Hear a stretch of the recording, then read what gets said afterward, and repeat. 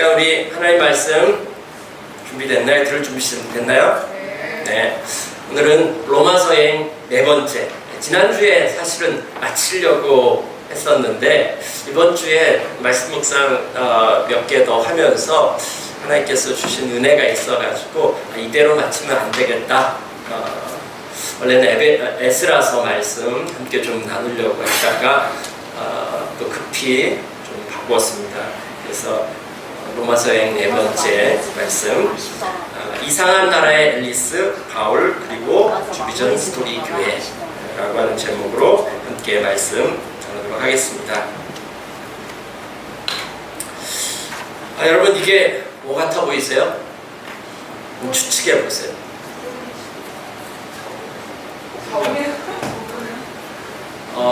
무슨 면종류 같기도 하고요. 실 같기도 하고요. 아무튼간 이렇게 헝클어지고 또 복잡하고 좀 이상해 보이죠? 그렇죠? 네, 이게 뭔지는 설교 끝날 때 여러분들에게 알려드리도록 하겠습니다. 아무튼간 이상하죠? 네. 여러분, 이상한 나라의 앨리스라고 하는 책 읽어보셨어요? 네. 만화로 보신 적 있던지 아니면은 동화책 한번 들어보신 적은 있으시죠? 네. 그러면 이상한 나라의 앨리스 후속편은 뭔지 아세요? 이상한 나라의 앨리스만 아세요? 네. 네. 그 다음 책은 거울나라의 앨리스라고 하는 책입니다. 네. 이렇게 두 편입니다. 이 책을 쓴 사람은 루이스 캐럴이라고 하는 사람인데요. 이 사람은 옥스퍼드 대학교 교수입니다. 그것도 수학과 교수입니다. 이게 좀 반칙 아닙니까? 수학과 교수인데 또 글도 잘 써요. 작가입니다. 소설가이면서 그 다음에 또 사진 작가예요.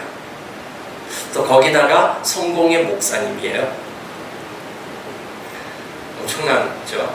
작가 자체가 좀 이상한 분이시죠. 이 루이스 캐롤이 23살의 교수가 됐습니다. 저 옥스퍼드 대학에 학장님이 계시는데 학장님 애들하고 좀 놀아줬어요. 애들하고 놀아주다가 이 애들이 재밌는 얘기 해주세요 이렇게 해가지고 즉흥적으로 재밌는 이야기를 즉흥적으로 지어낸 겁니다. 그 지어낸 거를 애들한테 하고 난 다음에 집에 돌아가서 다시 정리해가지고 한 것이 바로 이상한 나라의 앨리스라고 하는 책이 된 겁니다. 이상하죠? 일반적이지 않죠? 이상한 나라는 어떤 나라일까요? 이상한 나라라고 하는 저 책은 아이들의 눈에 비친 어른들의 세상을 의미합니다. 낯설고 잘 이해 안 되고 그래서 혼란스러운 세상, 아이들의 눈으로 본 어른들의 세상이 그렇다라고 하는 거죠. 이상하다, 이해 안 된다, 그런 것이죠. 그다음에 두 번째, 거울나라는 조금 다릅니다. 거울나라는 거기 안에는 어떤 규칙이 있다라고 하는 것을 발견합니다.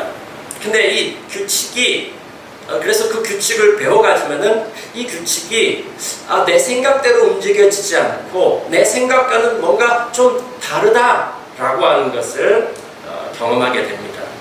그러면서 이 체스판에서 쫄로 시작을 합니다. 쫄로 시작하는데 이 쫄로 시작을 해가지고 그 체스판 안에 있는 규칙들, 그 세계의 거울나라의 반대로 움직이는 그 규칙들을 하나 배워가가지고 결국은 퀸의 자리까지 오르게 되는 그런 모험의 내용입니다. 그러니까 이 두 책 다 간단하게 말하면은 한 어린아이가 어른으로 성장해가는 성장소설이라고 할 수 있습니다. 아이들에게 있어서 이 세상은 굉장히 신기하고 낯설고 또 어떤 때는 이해하기 힘든 이상한 나라일 수도 있습니다. 그러다가 이제 좀 뭔가 알겠다 이렇게 생각하는데 자기 생각과 전혀 딴판으로 움직이는 것도 경험합니다. 그래서 아이들은 호기심이 많잖아요. 자꾸 질문을 합니다. 왜 그런가요? 저거는 왜 그런가요? 계속해서 질문을 하죠. 질문하고 생각하고 그 가운데서 또 뭔가를 발견하고 그래서 이해하고 또 경험하게 되고 또 경험한 것을 한 번, 두 번 하면서 습득하게 되어지는 이러면서 성장해 가는 그런 것을 말합니다. 우리는 로마서에서 바울이 전하는 이 복음을 알게 되었습니다. 복음은 참 신비합니다. 예수가 그리스도라고 하는 거잖아요. 예수가 그리스도라는 사실을 고백하고 그분의 주되심을 인정하는 것이죠. 예수가 왕이십니다. 내가 왕이 아니라 예수 그리스도가 왕이십니다. 그것을 고백하는 순간 우리 가운데 어떤 일이 일어나냐면은 우리는 새로운 세상에 태어납니다. 새로운 세상에 태어납니다. 새로운 세상에 태어났다라고 하는 것은 어떤 새로운 스토리 안으로 들어가는 것이죠. 저 이상한 나라의 앨리스에 봐보면은 토끼를 따라가다가 땅속 지하세계로 떨어지죠. 거기 이상한 나라인 것이죠. 예수 그리스도를 믿고 난 다음에 우리는 새로운 세상에서 살아가기 시작합니다. 우리의 신분이 바뀌었습니다. 그래서 우리는 예수 그리스도를 믿고 난 다음에는 하나님 나라의 어린이, 할인이들이 되었다라고 좀 할 수 있습니다. 여러분들 로마서를 보면서 어땠습니까? 이상한 나라의 앨리스가 아니라 로마서 안에서의 여러분이 앨리스가 되지 않았나요? 로마서를 읽으면서 여러분이 앨리스가 되지 않았나요? 로마서를 통해서 소개하는 세상, 하나님의 나라, 그 하나님의 나라는 여러분들에게 어떻게 보였습니까? 하나님 나라는 이상하고 또 반대로 움직이는 거울 나라 같지 않습니까? 섬기는데 높아지고 나누는데 부유해지고 서로 다른데 하나가 되어지고 죽는데 살아나고 거룩한데 넓어져요. 막 혼란스럽죠. 혼돈스럽지 않나요? 이상하지 않나요?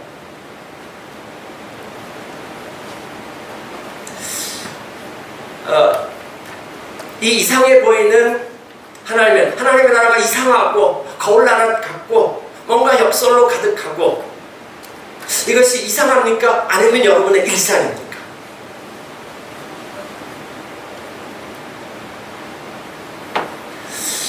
그것이 일상이 되어지는 것, 이것이 성장하는 것이죠.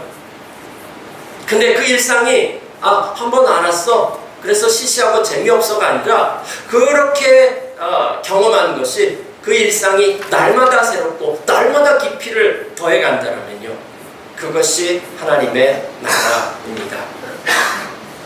자, 로마서 12장 2절 우리 같이 한번 읽어볼까요? 시작. 여러분은 이 시대의 풍조를 본받지 말고 마음을 새롭게 함으로 변화를 받아서 하나님의 선하시고 기뻐하시고 완전하신 뜻이 무엇인지 분별을 하도록 하십시오.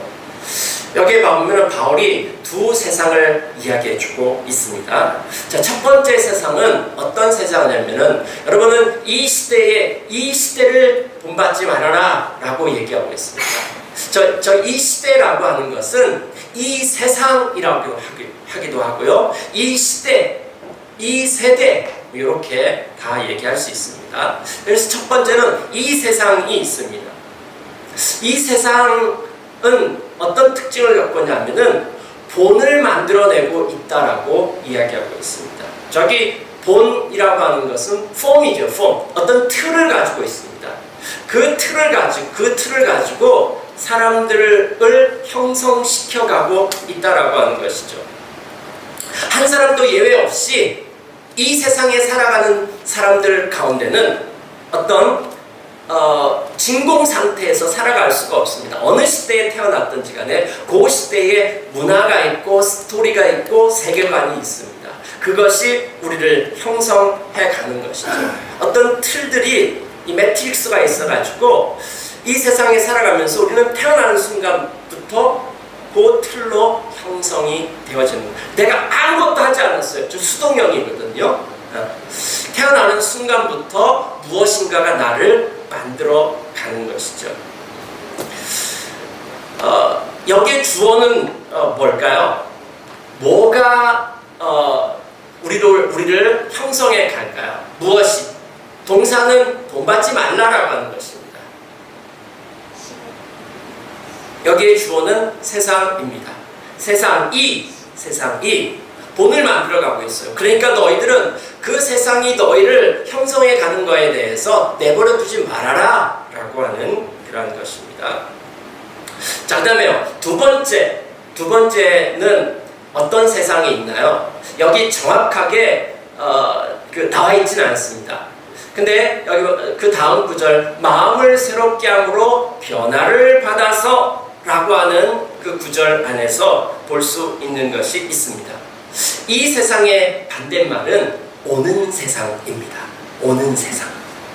자, 이 당시에 저 초대교회 1세기 때의 유대인들에게는 이거는 상식이었습니다. 이 세상과 다른 세상이 있는데 그 세상은 오는 세상입니다. 오는 세상은 어떤 세상이냐면은 구약성경에 하나님께서 이스라엘 백성들이 지금 망했습니다. 이 망한 것을 회복할 수 있는 것은 예수 그리스도가 오시는 것입니다. 그리스도가 한 왕이, 하나님께서 약속한 한 왕이 오시는데 그 왕이 오면은 너희들의 모든 것들이 회복될 것이다. 이 세상을 심판하고 그 다음에 너희들은 회복될 것이고 그 다음에 하나님께서 통치하는 하나님의 나라가 회복된 세상이 될 것이다. 그래서 이 세상의 반대말 오는 세상입니다. 메시아가 오셔서 통치하는 세상, 그것을 오는 세상이라고 얘기하고 있습니다. 바울은 로마서를 통해서 메시아가 오셨다라고 하는 것입니다. 그 오는 세상이 왔다라고 하는 것입니다. 그래서 예수가 메시아다, 예수가 왕이다, 너희들이 그렇게 기다리는 그 오는 세상 왔다라고 얘기하는 것입니다. 그래서 지금 여러분이 누구입니까? 로마교회 성도들이고 저 여러분은 교회를 의미하는 것입니다. 그러니까 이 세상의 틀을 따라가지 말고 마음을 새롭게 함으로 변화를 받아서, 여기 변화도 수동형입니다. 변화는 내가 만들어가는 것이 아니라 변화는 받는 것입니다. 여기에 주어가 생략되어 있죠. 주어는 뭐냐면은 하나님이십니다. 예수 그리스도이십니다. 그분의 통치권을 인정하고 하나님의 왕되심을 인정하게 되었을 때 우리 가운데 변화가 일어나는 것입니다. 변화는 받는 것입니다. 변화는 하는 것이 아니라 받는 것입니다. 그분의 주되심을 인정하기 시작했을 때 내 삶 안에 변화가 일어나는 것입니다. 그 일어나는 변화가 뭐냐면은 그분을 예배하고 그분을 닮아가는 것이 일어나는데, 저 위에 보는 어떤 틀, 외형적인 어떤 틀을 의미하는 것인데, 마음을 새롭게 함으로 변화를 받는다라고 하는 이것은 뭐냐면요, 이건 뭐냐면은 외형의 틀을 얘기하는 것이 아니라 한 사람의 본질, 형상이 변화되어지는 것을 의미하는 것입니다. 그러니까 그분의 통치권을 인정했을 때 하나님의 형상으로 회복되어져 가기 시작한다라고 하는 것이죠. 자, 그러면 하나님의 형상으로 회복되어져 가서 그 결과가 무엇이냐? 그래서 하나님의 선하시고 완전하신 뜻이 무엇인지 분별하도록 하십시오 라고 되어 있는데, 한국어 성경으로 조금 이해하기가 힘듭니다. 근데 이 원어 성경 좀 비교해서 보면은 변화를 받아서 그래서 하나님의 선하시고 기뻐하시고 완전한 뜻, 저게 뭘까요? 어떤 하나님의 계획이 있는데 선하다, 기뻐하다, 완전하다, 저 말의 뜻은 뭐냐면 같은 의미의 세 번의 반복인데요. 선하다라고 하는 것은 하나님의 창조 목적에 맞는 것을 의미하는 것입니다. 하나님이 계획을 갖고 계시는데 하나님의 뜻과 계획이 무엇인지를 알게 되고 분별하도록 하십시오라고 되어 있는데, 저기 안에 분별하다라고 하는 말은 굉장히 풍부한 의미를 가지고 있습니다. 근데 저기 분별하다라고 하는 것은 뭐냐면은 테스트를 통과해가지고 이것이 진짜인 것을 증명해내는 것을 의미하는 것입니다. 그러니까 어떤 그 상품인데 그것을 테스트를 통과해가지고 합격되는 것, 그것을 의미하는 것입니다. 그러면 연결해보면 무슨 뜻이냐면은 하나님의 계획, 하나님의 목적을 실현해내는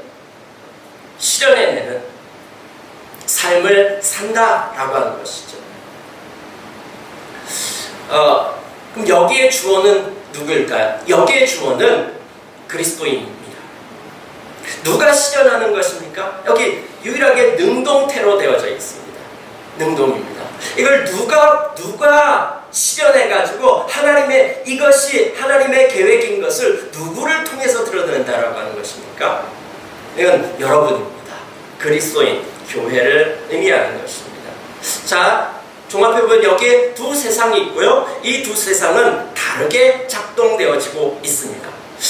이 세상 나라가 작동되어지는, 세상 나라가 도대체 어떤 상태고 그 실체가 무엇일까요? 그리고 하나님의 나라가 작동되어진다면 그 하나님 나라의 실체가 무엇일까요? 로마서 12장 3절부터 5절까지 그 실체를 이야기해주고 있습니다. 바로 밑절에 3절부터 5절까지 그것을 이야기해주고 있습니다. 그 대답은 뭐냐면은 공동체입니다. 공동체. 12장 3절부터 13장까지 얘기해주는 것이 뭐냐면은 서로 다른 사람들이 함께 모여서 하나됨을 이룬다라고 하는 것입니다. 로마의 세계는 복수의 문화인데 이들은 사랑하고 축복하는 문화이고 또 그것을 세상에 흘려보낸다라고 하는 것입니다. 그럼 이상한 사람들 아닙니까? 그 시대의 사람들이 봤을 때 저 사람들 이상한 사람들이다 라고 하지 않겠습니까? 이 세상이 돌아가는 것과는 거꾸로인 거울나라 라고 생각되지 않겠습니까? 아니, 로마 시대의 사람들은 이런 모임, 이렇게 생활하는 사람들을 본 적이 없습니다. 로마뿐만이 아니라 다른 모든 나라들도 이런 사람들에 대해서 본 적이 없습니다. 그 당시에는 신분 제도가 너무나도 뚜렷하고 분명했습니다. 지금 이 시대처럼 모두가 자유한데 서로 배제하고 그런 정도가 아니라 그 당시에는 아예 인간의 머릿속 안에서 신분을 뛰어넘는 그런 생각을 가지지 않았을 때입니다. 그런데 이 사람들이 모여가지고 신분과 나라와 그 다음에 성과 그 다음에 소유와 나이와 이 모든 것을 뛰어넘어가지고 하나됨을 이룬다라고 하는 거죠. 이건 아주 이상한 사람들이었고 그 다음에 거꾸로 사는 사람들이었습니다. 자, 이게 왜 하나님 나라 실체가 공동체일까요? 로마서에서만 이렇게 얘기해주고 있는 것은 아닙니다. 성경 전체에서 그것을 이야기해주고 있습니다. 자, 먼저 하나님이 삼위일체 하나님이십니다. 요한복음 17장 21절부터 22절까지 봐보면은 예수님이 하나님 앞에 기도하고 있는 것입니다. 네. 아버지와 내가 하나인 것처럼 그들도 하나가 되게 해달라. 자, 아버지와 나의 관계를 뭐라고 표현하고 있습니까? 하나라고 이야기하고 있습니다. 삼위일체 하나님은 사랑이시다. 이 세 분의 하나님이 하나됨을 이루고 계십니다. 그래서 하나님의 본질이 삼위일체입니다. 이 삼위일체 하나님으로부터 모든 것이 시작이 됩니다. 지난주에는 이 삼위일체 하나님으로부터 그 충만함으로부터 흘러나왔다라고 이야기했습니다. 그 하나님 세 분의 하나님이 한 공동체로 존재하시는 거죠. 삼위일체이십니다. 그럼 인간의 본질은 무엇일까요? 우리가 하나인 것처럼 그들도 하나가 되게 달라. 근데 그들의 하나됨이 어떤 하나됨이냐? 우리의 하나됨과 같은 하나됨이라고 이야기하고 있습니다. 창세기 맨 처음에 하나님께서 인간을 창조했을 때 인간의 원래 본질이 어떤 존재입니까? 공동체입니다. 네, 공동체.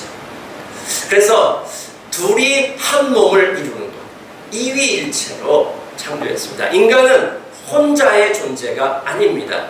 하나님께서 아담을 창조하시고 난 다음에 뭐라고 했습니까? 보시기에 좋지 않았다라고 얘기했습니다. 하나님의 창조 목적에 맞지 않는다라고 하는 것이죠. 왜요? 하나님을 닮은 모습은 공동체여야 합니다. 인간은 원래 공동체의 적인 존재입니다. 이것이 하나님의 형상을 닮았다라고 하는 것입니다. 창세기 3장 9절부터 10절까지 보면은 만물을 창조하신 하나님 안에 영원 전부터 감추어져 있는 비밀의 계획이 있었대. 그러니까 창세전부터 하나님께서 뭔가를 디자인하셨고 뭔가를 계획하신 거예요. 그 계획이 뭔지에 대해서 다 몰랐습니다. 천사도 몰랐고 사탄도 몰랐고 다 몰랐습니다. 그 하나님의 계획이 도대체 뭔가에 대해서 몰랐는데 교회를 통하여서 하나님이 얼마나 놀라운 지혜를 가지고 계시는구나. 그것이 지금 막 어떤 한 사건, 예수 그리스도의 십자가를 통해 가지고 서로 절대로 하나 될 수 없는 사람들이 하나됨을 이루는 그 교회를 보면서 저것이 하나님께서 창세전부터 예정하신 것이구나 라고 하는 것을 알게 된다라고 하는 것이죠. 그 다음에요, 에베소 5장 31절 32절에 와보니까 둘이 하나 되는 것, 이 안에 비밀이 큽니다. 놀라운 신비가 있습니다. 둘이 한 몸 되는 것, 그 다음에 그리스도와 교회가 하나 되는 것, 한 몸 되는 것, 이 하나됨 안에 하나님 나라에 놀라운 비밀이 있다라고 이야기하고 있습니다. 시편도 봐볼까요? 보라, 형제가 연합하여 동거함이, 여기 형제자매가 하나됨을 이루는 것, 저 동거한다라고 하는 말은 하나됨을 이루는 것을 말하는 것입니다. 12지파 공동체가 하나됨을 이루는 것, 그것이 어떻게 그렇게 선하고 아름다운가? 저 선하다, 아름답다, 이건 토부입니다. 토부. 하나님의 창조 목적에 맞는 상태, 그것이 선한 것이고 아름다운 것입니다. 지난주도 얘기했던 것처럼 아름다움은 어떤 획일적인 하나에서 나오지 않습니다. 다양한 것이 하나됨을 이룰 때 그것을 아름다움이라고 이야기합니다. 그것을 또 다른 단어로 표현하면 샬롬을 의미하는 것입니다. 자, 이게 하나님 나라의 실체입니다. 하나님께서 우리 가운데 뭘 그렇게 주고 싶어 하는가? 십자가를 통해서 우리 가운데 주시려고 했던 것이 무엇이고, 그래서 하나님의 이 계획이 다 완성되었을 때 최종의 상태가 뭐냐면은 공동체입니다. 그 안에 비밀이 있고 아름다움이 있고 선함이 있고 영광이 있고 그 안에 모든 것들이 있다라고 얘기합니다. 그래서 하나님의 통치가 있는 그곳 가운데는 기쁨과 샬롬이 있습니다. 이 공동체는 억지로가 아니라 자발적인 기쁨 가운데서 서로 개개인들이 다 개성을 가지지만 그 안에 서로 다름이 있지만 그게 완벽한 조화를 이루는 것을 의미합니다. 그렇다면 세상 나라의 실체는 무엇일까요? 세상 나라의 실체. 세상 나라의 실체는 나쁜 세상입니다. 나뿐인 나쁜 세상. 세상 나라는 언제나 나를 중심으로 움직여요. 왜요? 맨 처음에 선악과를 먹었을 때 하나님의 통치를 거부하고 내가 주인 됐습니다. 내가 선과 악의 판단하는 기준이 됐습니다. 나의 기준으로 사람들을 재단하고 판단하는 것입니다. 각자가 전부 다 자기 기준을 가지고 있는 것입니다. 그래서 하나됨을 이룰 수가 없습니다. 하나됨을 추구하지만 역사 가운데 작동된 적은 없습니다. 자, 고대부터 해가지고 근대까지의 이 인류는 공동체를 유지해왔습니다. 그러나 그 공동체는 획일화의 공동체였습니다. 개인이 없었어요. 개인의 개성 이런 것들은 다 무시되는, 고대부터 근대까지는 그랬습니다. 왕, 제국, 민족, 가문, 집단, 이 가운데 개인이 희생되었었습니다. 자, 그거에 대한 반발로 현대에 와서는, 이 포스트 모더니즘 시대에서는 개인의 권리와 자유를 강조하는 개인화를 추구했습니다. 그러니까 인류 역사 가운데 획일화돼서 겉모양이 집단이지만은 그것이 하나된 공동체는 아닙니다. 하나된 공동체의 정의는 각자가 개성을 가지고 각자가 자유함을 가지고 다 발휘하는데 그것이 서로 안에서 완벽한 조화를 이루는 샬롬의 공동체, 그것이 하나된 공동체의 정의라고 얘기할 수 있습니다. 그런데 인류 역사 가운데는 획일화 내지는 개인화를 추구했습니다. 힘으로 제압해서 집단의 형태를 만들든지 아니면은 각자 제멋대로 하든지 그렇게 했던 것입니다. 자, 어떻게 하면은 자발적이고 기쁨으로 개인이 희생되지 않으면서 완벽한 조화를 이룬 이 공동체를 만들어낼 수 있을까요? 이거 로마 시대의 팍스 로마나 로마의 평화가 이걸 만들어낼 수 있을까요? 로마의 평화는 군대로 만든 것입니다. 힘으로 만든 것입니다. 전쟁으로 만들었습니다. 로마의 황제 로마가 이거 만들어내지 못했습니다. 이 시대의 미국, 마가복음, 미국을 다시 위대하게 그렇게 외치고 있지만은 그 미국이 이걸 못 만들어냅니다. 공동체 만들어내지 못합니다.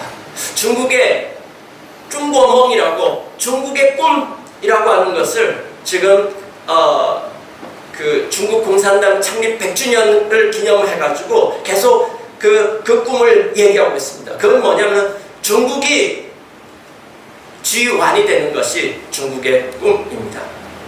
그러나 그걸로 공동체를 만들어내지는 못합니다. 바울은 지금 로마에게 대담하게 외치고 있는 것이 무엇입니까?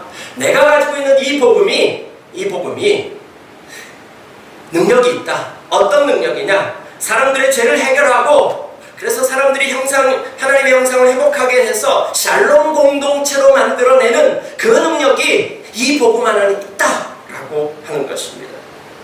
그렇게 하나님의 나라는 이 세상에서 이상한 나라이고 거울 나라인 것입니다. 자, 우리가 로마서 말씀 이렇게 쭉 봤는데 로마서의 안에 보면은 하나님의 계획이 있고 그 하나님의 계획을 어떻게 완성하는가에 대한 그런 내용입니다.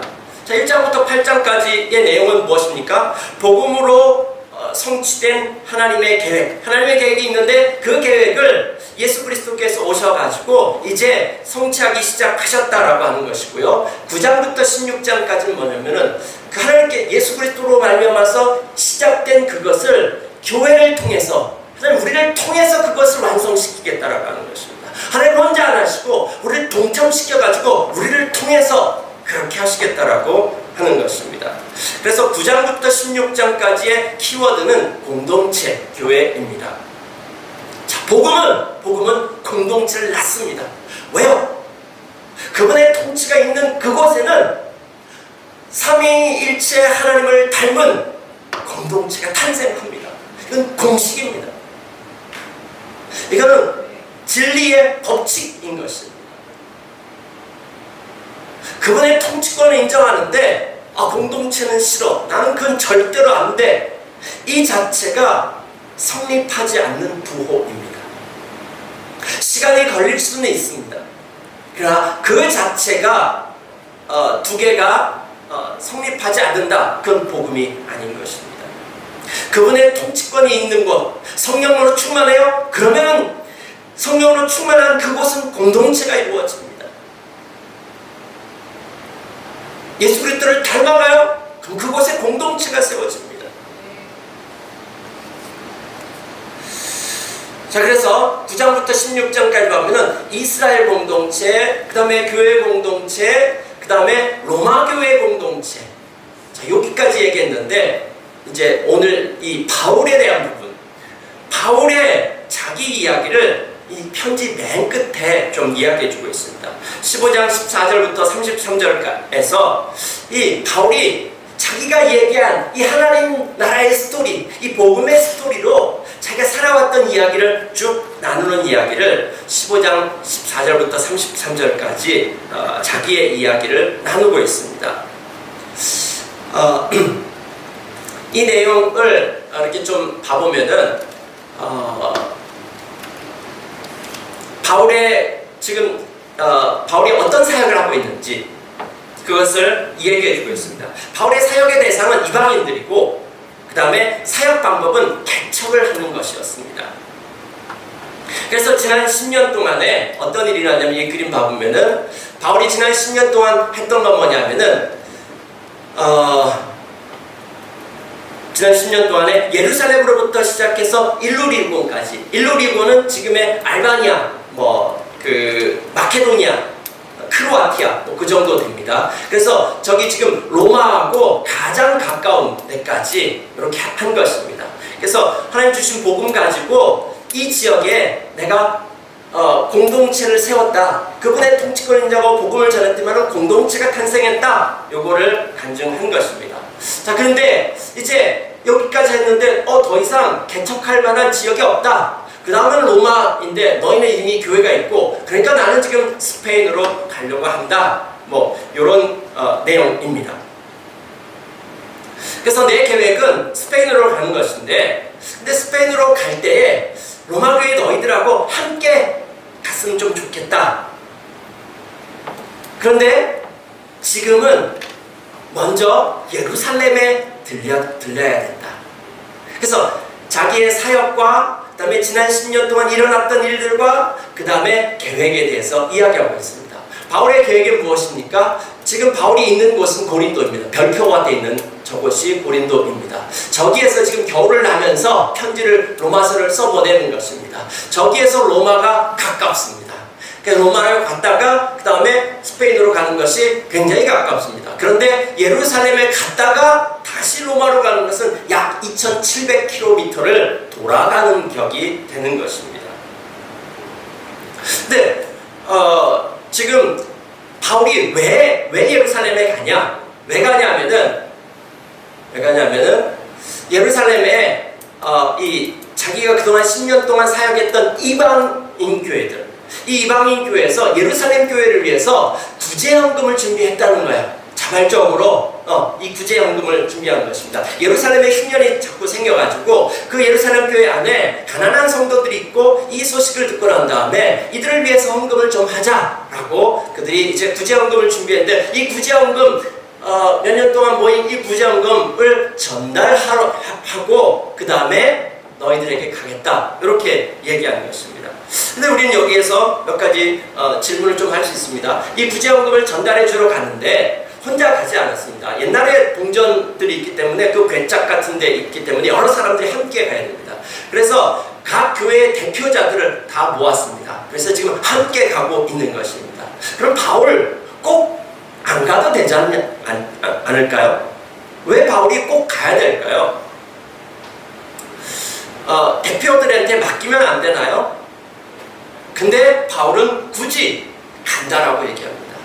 자, 이렇게 결단했을 때 바울 팀 안에 있는 동료들이 일단 말리기 시작합니다. 안 갔으면 좋겠습니다. 왜요? 나중에 기도 부탁하는 걸 봤을 때 지난 10년 동안 바울이 이방인들한테 이제 복음을 전했기 때문에 이 유대인들, 믿지 않는 유대인들이 바울에 대해서 인상이 안 좋습니다. 만나면은 가만두지 않겠다 이런 마음과 태도를 가지고 있습니다. 예루살렘에 올라가면은 지금 딱 마주치게 되는 것입니다. 오순절 절기 기간이거든요. 거기 올라가면은 만나게 되면 불미스러운 일들이 생길 수도 있으니까 안 갔으면 좋겠다 이렇게 얘기를 하는 것입니다.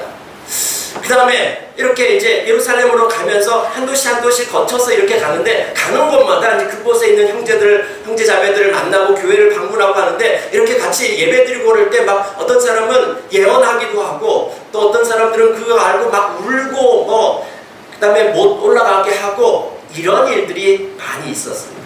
근데 그럼에도 불구하고 바울이 뭐라고 하냐면은, 내가 죽는 한이 있더라도 저는 반드시 가겠습니다, 이런 고집을 좀 피우는 것입니다. 왜 굳이 그렇게까지 했어야만 했을까요?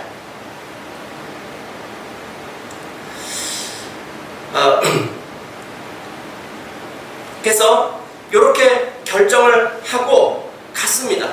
근데 가면서 또 변수도 많았습니다. 어떤 변수인가요? 예루살렘에 있는 교회들이 지금 이 헌금을 가지고 온다는 사실을 몰라요. 그 사람들이 이 헌금을 받아줄지 안 받아줄지 그것도 미지수입니다. 그래서 이 로마서에 또 기도 제목을 부탁을 해요. 그 가난한 성도들이 우리가 한 이 헌금 좀 받아줬으면 좋겠다, 기도해줘라, 이런 기도 부탁을 이 뒤에 하는 내용이 나오고 있습니다. 자, 이 모든 어려움 가운데서도 꼭 가겠대요. 꼭 가겠대요. 지금 제가 얘기하는 이 내용은 사도행전 20장부터 28장까지의 내용 안에 있습니다. 그래서 결국은 그렇게 해서 갔습니다. 가서 헌금은 예루살렘 교회 성도들이 헌금을 잘 받았습니다. 근데 그때부터 일이 생기기 시작했습니다. 간지 약 일주일 만에 붙잡힙니다. 오해가 생기고 붙잡히게 됩니다. 그래서 결국은 2700km를 돌아갔다고 그랬죠? 그 다음에 시간은 5년이 지연됩니다. 시간은 5년이 지연됐고, 그 다음에 이 기간 동안에 죽을 고비를 4번이나 거칩니다. 폭동이 일어나가지고요, 맞아서 죽을 뻔했습니다. 그 다음에 40명이 금식하면서 제 죽이기 전까지는 밥 안 먹겠다고 결단하는 사람들, 암살단까지 생겼습니다. 어떻게 기가 막힌 방법으로 빠져나와가지고 이 암살에서 구출되었습니다. 그 다음에요, 항소에서 로마로 가면서 풍랑을 만나가지고 죽을 뻔했습니다. 풍랑 만나가지고 겨우겨우 살아났는데, 어떤 섬에 도착했는데 불을 지피는데 독사한테 물렸습니다. 죽을 고비를 4번이나 거쳤습니다. 뿐만 아니라 2년 동안 갈시아라고 하는 곳에서 재판을 받고 감옥 생활을 하고, 그 다음에 로마에 가서 또 이 재판을 기다리면서 또 2년 동안 감옥 생활을 합니다. 총 4년의 감옥 생활이 있었습니다. 자, 어마어마한 일들이 많이 생겼습니다. 그럼에도 불구하고 굳이 왜 거기를 가려고 했을까요? 지금 바울은 누구보다도 어디로 가고 싶었을까요? 서쪽으로 가고 싶었어요. 로마로 가고 싶었어요. 스페인으로 가고 싶었어요. 근데 왜 정반대 방향인 동쪽으로 가고 있냐고요? 왜 예루살렘으로 갔을까요? 네. 바울이 동쪽으로 가는 까닭은 무엇일까요? 왜 이런 결정을 했을까요? 그렇게 결정하는 이유가 있습니다. 죽더라도 이 모든 일들을 대가를 지불하더라도 반드시 가야 될 이유가 하나 있었습니다. 그게 뭔지 아십니까? 그건 뭐냐면은 이방인과 유대인 신자들의 하나됨 때문이었습니다. 그냥 단순하게 헌금을 전달해주는 정도가 아니라, 유대인들은 이방인들을 자꾸 밀어내고 있습니다. 근데 복음으로 말미암아 이방인이나 유대인이나 하나 된다라고 하는 이 복음의 실체, 복음이 하나됨을 만들어내는 것, 이것 없이 스페인 가서 뭘 전한다는 겁니까? 스페인으로 선교 가기 위해서는 반드시 동쪽으로 먼저 가야 됩니다. 예루살렘에 먼저 가야 됩니다. 이 복음이 하나된 공동체를 만들어낸다라고 하는 사실, 이것을 드러내는 것이죠. 이것을 실현하는 것이죠. 증명해내는 것이죠. 하나됨을 위해서 이 대가를 지불한 것입니다. 왜요? 그게 그렇게 중요한 거니까요. 그걸 위해서 예수님께서 십자가에 못 박혀 죽으신 것입니다. 그럼 이게 바울이 이런 대가를 지불한 것이 이상해 보이십니까? 이 세상과는 거꾸로죠. 네. 이상한 나라의 바울이죠. 그러나 하나님의 나라에서는 이게 정상입니다. 자, 오늘 우리들은 우리가 살아가고 있는 이 시대는 어떤 시대입니까? 우리가 살아가고 있는 이 시대, 우리가 있는 이 사회의 키워드 가운데 하나는 외로움이라고 합니다. 외로움. 성인의 57%가 외롭다고 그럽니다. 그 다음에 20, 30대는 훨씬 더 퍼센티지가 높습니다. 70%가 외롭다라고 이야기하고 있습니다. 자, 마음을 터놓을 친구가 없습니다. 친구가 점점 사라지는 것입니다. 외로움을 병으로 규정하기 시작했습니다. 사회적 전염병으로. 그러면 이렇게 얘기할 수 있잖아요. 외로움은 관계를 맺으면 되잖아요. 그런데 이 시대가 외로운데 이 시대가 그 어느 시대보다도 손절을 가장 많이 하는 시대라고 합니다. 손절을 다른 말로 하면 선긋기고요. 그 다음에 인간관계 걸러내기, 이런 의미로 얘기할 수 있습니다. 사회학자인 이승연 씨가 우리 시대를 손절사회라고 이렇게 이름을 붙여서 책을 냈습니다. 원래 저 손절이라고 하는 것은 주식 용어라고 합니다. 주식 투자에서 쓰는 용어라고 합니다. 손실이 더 크기 전에 손해를 보고라도 매도하는 말을 이야기하는 것입니다. 근데 요즘에는 인간관계에서 훨씬 더 많이 사용된다고 합니다. 자, 인간관계마저 손익관계인 것이죠. 손익관계고 뭔가 이게 손해볼 것 같으면 미리 잘라버리는 것을 의미하는 것이죠.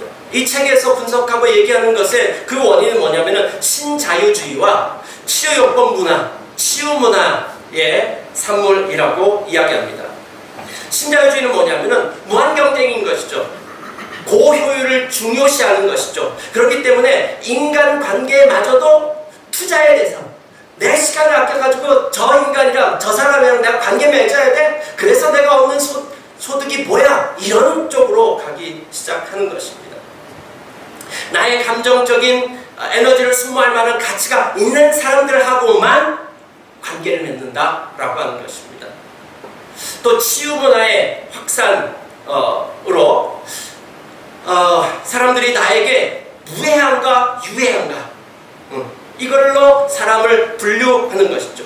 불편함, 갈등, 상처받을 만한 어떤 조금의 어떤 건덕지가 생기면은 미리 알아서 안 만나고 회피를 해버리는 것입니다. 내지는 만나기 전에 철저한 조사를 하기 시작하는 것이죠. 그 사람의 MBTI는 어떻게 되는데? 그래서 나하고 최적화된 관계를 미리 준비하는 것이죠. 조금의 상처도 피하는 것을 건강한 삶이라고 착각하고 있다고 이야기하고 있습니다. 이렇게 손절한 관계를 대신시켜줄 또 다른 시스템이 이 시대에 생긴 것이죠. 뭐냐면은 전혀 후회하지 않고 100% 자기를 나를 이해해주고 받아주는 AI로 메꾼다라고 하는 것이죠.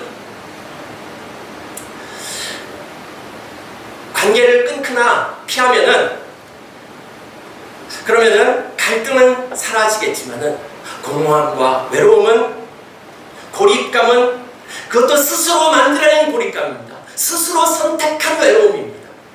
그것으로 가득 채운 시대를 살아가고 있습니다. 결국 상처를 없애려는 삶, 무해한 삶, 상처를 없애려고 하자면 반드시 사람을 제거해버리는 방법밖에 없는, 그 틀을 지금 찍어내고 있는데 그 틀대로 살아가고 있는 것입니다. 이런 세상 가운데서 여러분들은 하나님 나라 백성으로 살아가고 있습니까? 이 사람 해결책, 이 수많은 문제거리들을 막 얘기해놓고 해결책은 이겁니다. 외로운 시대, 잃어버린 사회적 연대를 회복하기 위해서 다른 사람에게 귀 기울이는 단순한 행동으로부터 시작하십시오. 이게 해결책입니다. 모든 거대한 연대의 시작은 영웅의 탄생이 아니라 귀 기울여 듣겠다라고 하는 한 사람의 결심으로부터 시작됩니다. 귀 기울여 들을 수 있는 능력은 고통이 우리에게 주는 가장 위대한 선물입니다. 변화는 당신에게 시작될 수 있다. 이런 얘기를 합니다. 이런 얘기들은 뭡니까? 이게 이상한 것이고 특별한 것을 의미하는 것이죠. 손절은 사람을 끊는 기술이 아니라 결국은 공동체를 잃어버리는 문화인 것이죠. 우리는 이 시대 가운데서 여러분 예수 그리스도를 주라고 고백하고 예배한다라고 하면은 우리를 통해서 나타나는 문화가 무엇이겠습니까? 공동체입니다. 근데 문제는 뭐냐면은 이 성경 말씀 하나님 알아가는데 우리들 다 여전히 앨리스 수준에 머물러 있습니다. 이상한 나라에서 이해도 안 되고 이거 왜 해야 되는지, 이게 뭐가 그렇게 중요한지 아무것도 제시해주지 못하고 있다라고 하는 것입니다. 여러분, 하나님 나라가 이상한 나라입니까? 아니면 거울 나라입니까? 하나님 나라는 이상한 나라로 창조되지 않았습니다. 하나님을 떠나고 난 다음에 이상한 나라가 됐고 하나님의 가치와는 반대로 움직이는 거울 나라가 되어버린 것입니다. 이 손절의 시대 가운데 여러분들이 로마서를 통해서 이 복음에 대해서 알았다면 그 복음이 제대로 작동되고 있는 곳에는 하나된 공동체가 있고 그 하나됨을 위한 대가를 지불하는 것이 하나도 이상하지 않고 그것이 정상이라고 하는 것이죠.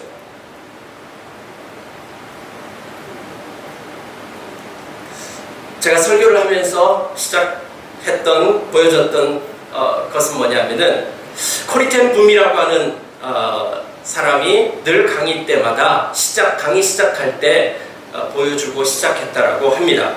코리텐 붐은 네덜란드 사람으로서 시계공이었습니다. 그의 집안 대대로 시계를 만드는 그런 사람이었다고 합니다.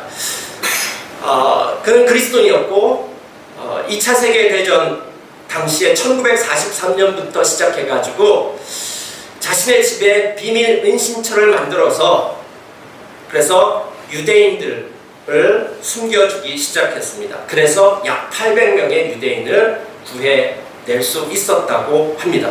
그런데 1년 뒤 1944년에 누군가의 밀고로 발각되어서 이 집안 사람들 전체가 다, 그 800명을 혼자 있겠습니까? 가족들하고 또 친척들 연결되는 사람들을 이렇게 해가지고 숨긴 것이죠.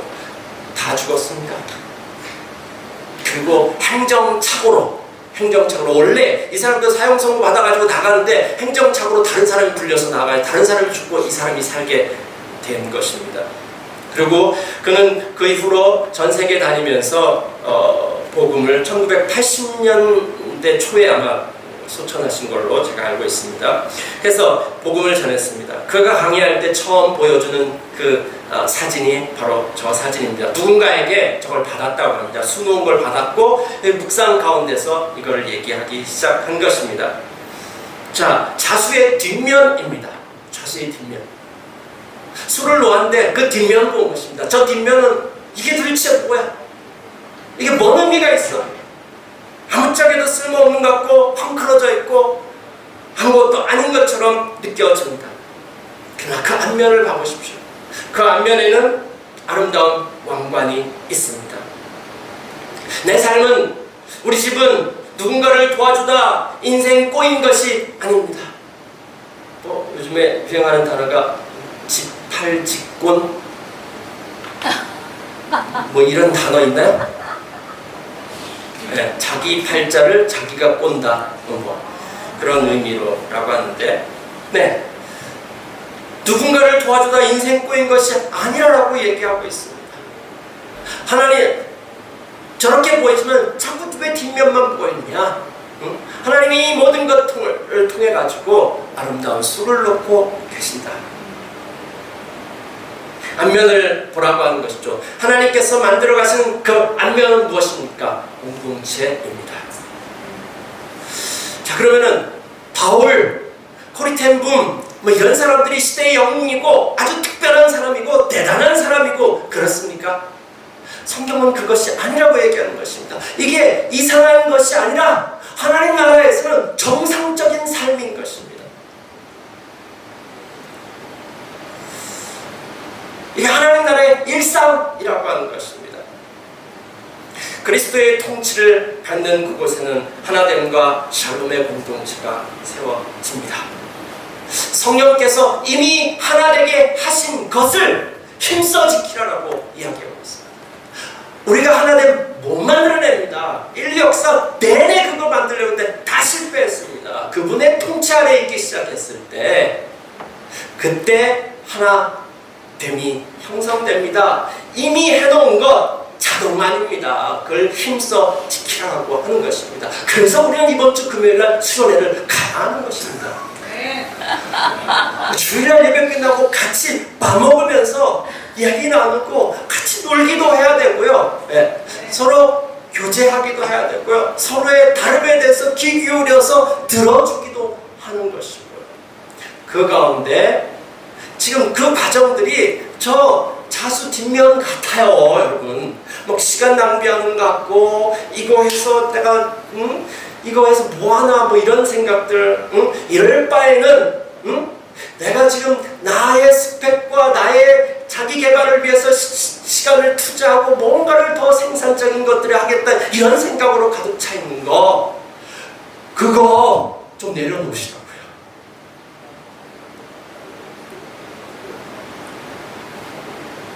역사와 열방에서 하나님 나라를 유통하겠다고 주일마다 외치잖아요. 그렇게 하기 위해서 우리는 먼저 동쪽으로 가야 된다니까. 그거 이루려면요, 하나된 공동체가 먼저 돼야 되는 것입니다. 이게 불가능할까요? 아니요, 가능합니다. 하나님께서 하시는 것입니다.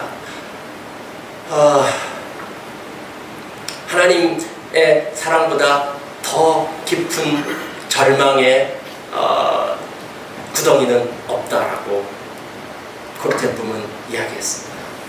그 어떤 시대의 아픔, 어려움, 힘듦, 구덩이, 그것이 나에게 생긴 것이 제일 커 보이죠. 이 모든 것 가운데서도 우리가 말씀 앞에 순종하고 따라가기 시작했을 때 하나님께서 이 모든 것 가운데 아름답게 수를 완성하실 것입니다. 아멘. 함께 기도하시겠습니다.